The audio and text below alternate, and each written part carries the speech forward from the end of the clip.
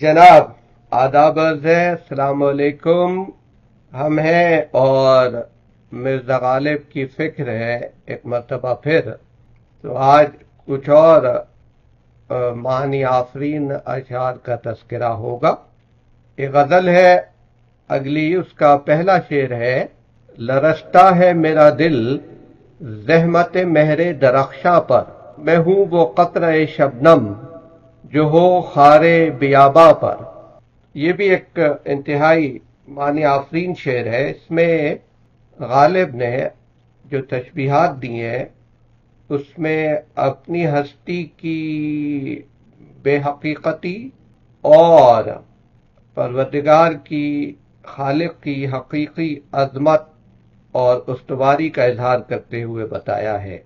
और ये बताया है कि जैसे सूरज सब पे यकसा पड़ता है, इसी तरह से रहीम व करीम की ज़ात अदना से अदना और हकीर से हकीर शय के मामलात पे भी यकसा निगाह लुत्फ रखती है। तो ये इसका मानवी या बुनियादी मतलब है। लफ्जी मतलब यह है कि मेरा दिल इस रोशन और ताबिंदा सूरज की तकलीफ और जहमत पर कांपता है। मैं तो वो ओस की छोटी सी बूंद हूं जो किसी जंगल के एक कांटे की नोक पर टिकी हुई हो। तो ऐसी मामूली सी बूंद के लिए, इस हकीर बूंद के लिए सूरज को जहमत उठाने की क्या जरूरत है। और इसमें जो लरसता है मेरा दिल, इसमें गालिब ने बहुत मजीद मानी पैदा किए हैं। वो ये कहता है कि जो कतरा कांटे की नोक पर होता है, आपको पता है, वो हर लहजा कांपता रहता है, क्योंकि उसकी जो जगह होती है, उसका घर, वो बहुत तंग और नोकीला होता है। और जो कतरा पत्तों पर हो उसकी वो कैफियत नहीं होती। तो आप गालिब की ख्याल आफरीनी पे गौर कीजिए कि उन्होंने खारे बयाबा लिखा है, पत्ता नहीं लिखा, क्योंकि मेरा दिल जो है वो जैसे नोके खार का एक शबनम का कतरा कांपता रहता है, ऐसे ही मेरा दिल भी लरसता है अपने खालिक की इनायत पर और उसके करम पर। तो कहने का मतलब ये है कि सूरज का जहमत उठाना एक ऐसे कतरे के लिए जो कांटे को जरा सी जुम्बिश होगी तो कतरा गिर जाएगा।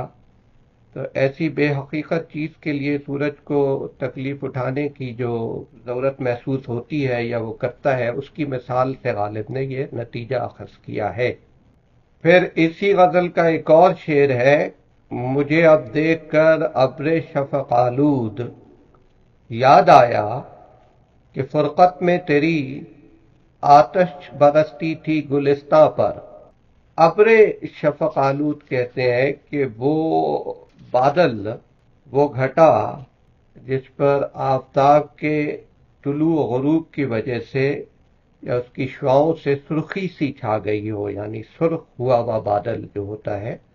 और इस शेर में यही खूबसूरती है कि गालिब ने अब्रे शफक आलूद के लिए आलम रंज में या आलम हिज्र में गुलिस्तां पर आग बरसने से जो तशबीह दी है, वो इंतहाई बदी है, इंतहाई फसीह है। यानी जो शे इस आलम असबाब में सबसे ज्यादा फरहत अफजा है, वो भी एक खास मिजाजी कैफियत में या हिज्र की हालत में आतिशबारी का मरकज लगती है।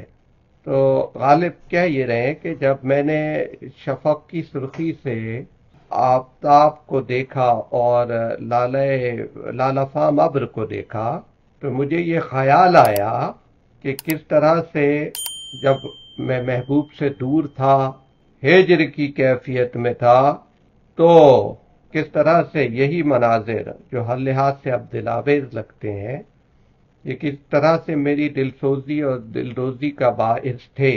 यानी यही शफक का मंजर, यही खौफ खुदा, ये जब बादलों पर छा जाती थी, अब प्यारी मालूम होती है, लेकिन महबूब की जुदाई में ऐसा लगता था कि बाग पर आसमान से आग बरस रही है।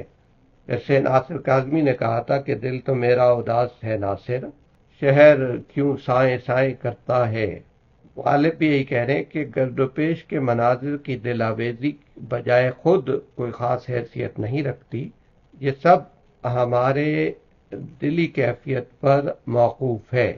تو ہمارے جو دل ہیں they are conditioned to feel happy in certain circumstances، اور انہی مناظر میں اگر دل سے وہ شادمانی کے اسباب لے لیے جائیں تو پھر وہی مناظر جو ہیں وہ انسان کے لیے تکلیف دہ ثابت ہوتے ہیں۔ پھر اسی غزل کا اگلا شعر ہے، بجز پرواز شوق ناز کیا باقی رہا ہوگا، قیامت ایک ہوائے تند ہے خاک شہیداں پر۔ یہ بھی ایک انتہائی خوبصورت شعر ہے۔ سچی بات تو یہ کہ اس قسم کے معنی آفرین اور ریئلسٹک اشعار جو ہیں اتنے دل پذیر اور پرتاثیر انداز میں کہہ دینا غالب ہی کا خاصہ ہے۔ ان کی مثالیں اساتذہ کے دیوان میں بھی بہت کم ملتی ہیں۔ کہہ یہ رہے ہیں غالب کہ شہید قبروں میں جا سوئے، ان کے جسم مٹی میں مل گئے، اور پھر قیامت کے دن جب مردے زندہ کیے جائیں گے تو شہیدوں کی خاک تو پہلے ہی اس میں کیا رہ گیا ہوگا، کیونکہ وہ جس کے عشق میں انہوں نے اپنی جان دی ہے اسی کے جلوے کے شوق میں انتہائی بے قراری سے وہ خاک جو ہے جب قیامت شہیدوں کی قبر پر سے گزرے گی تو انہیں وہ قیامت ہوا کے ایک تند و تیز جھونکے کی طرح محسوس ہوگی جو اس خاک کو اڑانے میں مزید مدد دے گا، اور وہ خاک جو پہلے ہی اپنے محبوب کے شوق دیدار کے پرواز کے لیے بے قرار ہے، اس کے حضور میں قیامت کے دوش پر پہنچ جائے گی۔ پھر اگلی غزل کا جو شعر آپ کی خدمت میں ہدیہ ہے وہ یہ کہ وہ بھی ایک ضرب المثل شعر ہے، یا رب وہ نہ سمجھے ہیں نہ سمجھیں گے میری بات، دے اور دل ان کو جو نہ دے مجھ کو زباں اور۔ اس کے معنی حضرت من الشمس ہے تو وہ مزید کیا عرض کیا جائے۔ اسی میں ایک اور شعر ہے، ہر چند سبکدست ہوئے بت شکنی میں، ہر چند سبکدست ہوئے بت شکنی میں، ہم ہیں تو ابھی راہ میں ہے سنگ گراں اور۔ اب اس میں تمام تر ایمفیسس جو ہے وہ ہم کے لفظ پر ہے، یعنی ہمارا جب تک ہم ہیں ہماری ہستی ایک سنگ گراں، ایک بھاری پتھر کی مانند راہ معرفت الہی میں سد راہ ہے، مانے ہے۔ تو مطلب یہ کہ ہم نے ہوا و ہوس کے بت توڑنے میں ہو سکتا ہے بہت مشاقی اور مہارت حاصل کر لی ہو، خواہشات کے بت توڑ دیے ہوں، جو کہ دنیا کا لالچ ہے اس کے بت توڑ دیے ہوں، لیکن ہماری ہستی کا جو اپنا بت ہے، ہماری جو ایگو ہے، وہ سب سے بڑے بھاری پتھر کی حیثیت رکھتا ہے، اور جب تک ہماری ہستی موجود ہے یہ پتھر رہے گا، اس سے ہماری لڑائی رہے گی، یہ ہمارا راستہ روکتا رہے گا۔ تو جب تک یہ نہ ٹوٹے، اس کا قضا خما نہ ہو، تو راستہ صاف ہوگا اور نہ ہی خالق حقیقی کی صحیح معرفت کی منزل پر ہم پہنچ سکیں گے۔ مطلب یہ کہ آپ جتنے بھی بت توڑیں اور جتنی بھی مشکلات کا سامنا کریں، ان پہ قابو پائیں، اصل آپ کا کام یہ ہے کہ آپ اپنی ایگو کو، اپنی انا کو ٹیم کر سکیں، کیونکہ جب تک ہم موجود ہیں ہوا و ہوس کا سلسلہ بھی چلے گا، خواہشات بھی ہوں گی، لالچ بھی ہوگا، خوف بھی ہوگا، لیکن جب ہماری انا کا، ہمارے ذات کا بت ٹوٹے گا تب خالق حقیقی سے صحیح ربط استوار ہوگا۔ ہے نا اچھا شعر؟ پھر اس میں آگے دو اشعار ہیں، پاتے نہیں جب راہ تو چڑھ جاتے ہیں نالے، رکتی ہے میری طبع تو ہوتی ہے رواں اور ہے اور بھی دنیا میں سخنور بہت اچھے، کہتے ہیں کہ غالب کا ہے انداز بیاں اور۔ واقعی صحیح بات ہے۔ اب یہ شعر آپ دیکھیے کس قدر مطلب آمیز ہے۔ خفائے حیرت آئینہ ہے سامان زنگ آخر، تغیر آب برجا ماندہ کا پاتا ہے رنگ آخر۔ تو غالب یہ کہہ رہے ہیں کہ آئینے کی حیرت اور صفائی اس کے لیے بالآخر اس کے زنگ کا سامان بن جاتی ہے، بالکل اسی طرح کہ جیسے پانی اپنی جگہ ٹھہرا ہو، آب برجا ماندہ یعنی اپنی جگہ ٹھہرا ہوا پانی جو جاری نہیں ہوتا، رواں نہیں ہوتا، ٹھہرا ہوا ہوتا ہے، تو اس کا رنگ بدل جائے گا، اور اگر اس کی صفائی نہ ہوتی رہے مستقل، اور کائی جم جانے سے اس کی صفائی اور پاکیزگی باقی نہ رہے گی، تو اس کی تطہیر مستقل ضروری ہے۔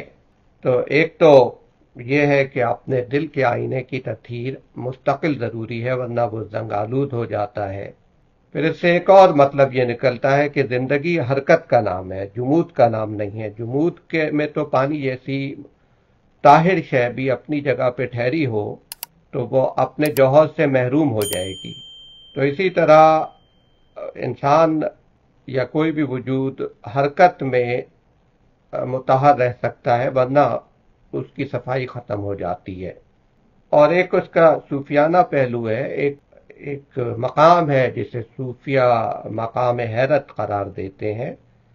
تو غالب کہتے ہیں کہ اگر انسان مدت العمر یعنی بہت طویل عرصے تک اسی مقام پر قرار پا جائے تو اس کی صفائی اور پاکیزگی زائل ہو جائے گی۔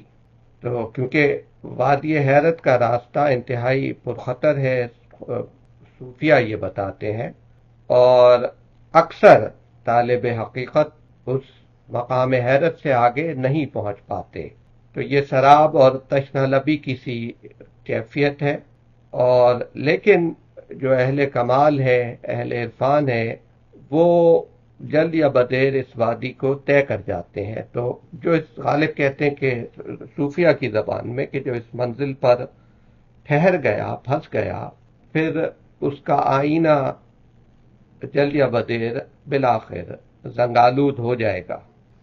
اگلی غزل میں ایک شعر ہے کہ فلک سے ہم کو عیش رفتہ کا کیا کیا تقاضا ہے، متاع بردہ کو سمجھے ہوئے ہیں قرض رہزن پر۔ عیش رفتہ یعنی گزرے ہوئے اچھے زمانے، پرانے وقت جو کہ بہتر تھے، اور متاع بردہ یعنی چھینا ہوا مال، لوٹا ہوا مال۔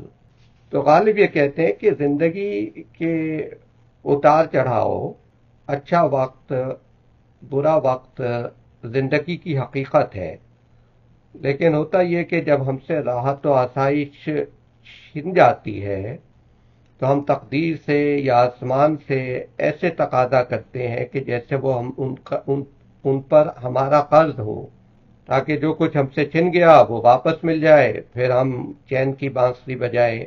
لیکن اتنا نہیں سمجھتے کہ جو تقدیر ہے وہ یکساں نہیں رہتی، وہ ہماری آزمائش کرتی ہے کسی ڈاکو اور قذاق کی طرح، اور بہت ساری چیزیں جو وہ ہم سے لے لیتی ہے وہ پھر ہم اسے قرض نہیں سمجھ سکتے اپنی تقدیر پر یا آسمان پر، کیونکہ وہ لوٹا ہوا مال ہمارا حق نہیں ہوتا، ہماری پریویلیج تھی، اور جیسے آیا تھا ویسے چلا بھی گیا۔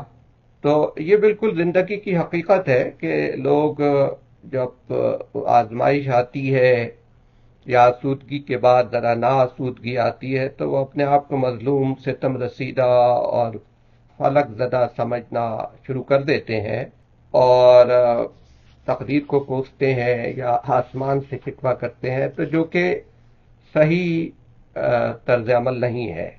اسی غزل میں ایک شعر ہے جو غالب کہتے ہیں کہ فنا کو سونپ گر مشتاق ہے اپنی حقیقت کا، فروغ طالع خاشاک ہے موقوف گلخن پر۔ فروغ طالع یعنی قسمت کے ستارے کا چمکنا، خاشاک کوڑا کرکٹ، گھاس پھوس، اور گلخن یعنی بھٹی کی طرح دہکتا ہوا پھول یا آگ کی مانند گل۔ मान ये है कि अगर तू अपनी हकीकत को तक पहुंचना चाहता है तो असल में अपने आप को फना कर दे, अपने आप को मिटा दे घास फूस की तरह से।